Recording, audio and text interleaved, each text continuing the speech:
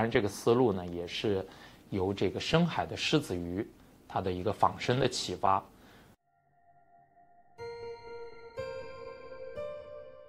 应该说呢，它能够自己适应非常高的一个深海中的我们说这个静水压力。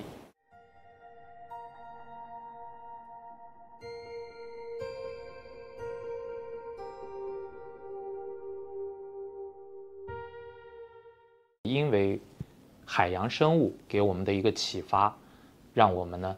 更好地设计了这种用来探索和观测海洋的这种机器人，就是人类去探索海洋的未知，又能够反哺我们人类的各种各样的技术，尤其是海洋技术的发展。